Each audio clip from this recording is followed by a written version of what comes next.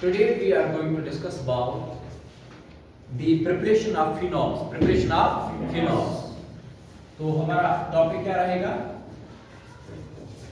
Preparation of phenols. ये हमारा topic रहेगा, preparation of phenols. अब सबसे पहला मेथड जो है बेटा दैट इज हम फिनॉल्स को प्रिपेयर करेंगे from hollow arenes.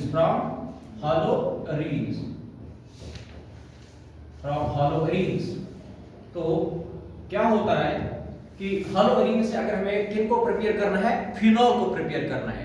Hollow Areen का मतलब क्या होगा? जिसमें बेंजीन की रिंग होगी. क्या होगी? बेंजीन की रिंग. और उस रिंग से अटैच होगा कोई हेलोजन. उस रिंग से अटैच क्या होगा? कोई हेलोजन होगा. जैसे अगर क्लोरीन अटैच होगा बेंजीन की रिंग को, that is called chlorobenzene. If bromine is attached to the benzene ring, then it's called bromobenzene. If iodine is attached to benzene ring, then it's called iodobenzene. So that's what the term haloarine means. इसका मतलब ये haloarine है. समझ आ रही बात? अगर हम simple के तौर पे आपको दिखाएं तो ये होगा, ये है बेटा बेंजीन की रिंग और इस रिंग से अटैच होगा क्या? Chlorine for example. Then this is called as a chlorobenzene.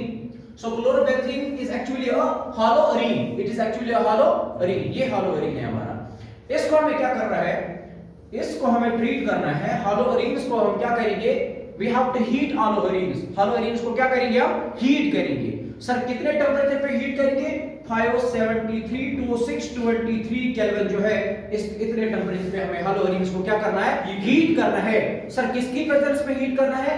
In the presence of aqueous sodium hydroxide. Aqueous sodium hydroxide.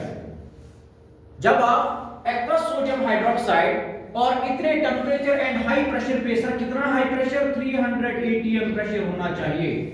तो this is the condition. Sir haloarenes को क्या करना है? We have to heat haloarenes at high temperature and high pressure and in the presence of sodium hydroxide. So there is the formation of sodium phenoxide. क्या बनेगा? sodium phenoxide बनेगा. I will show you the whole mechanism of this process. लेकिन अभी मैं आपको ये बता दूं कि यहाँ पे बन जाएगा ONA. दिस इज कॉल्ड, अब ये सोडियम आया ना इसमें, ये सोडियम कहाँ से आया? सोडियम हाइड्रोक्साइड से. ये सोडियम हाइड्रोक्साइड और ऑक्सीजन जो है इसमें ये अटैच होगा इस बेंजीन रिंग को, तो मतलब क्लोरीन क्या निकला है? फिर बाहर निकला है. तो यहाँ पे क्या होगा? ONA बना. तो this is called sodium phenoxide. This is called sodium phenoxide.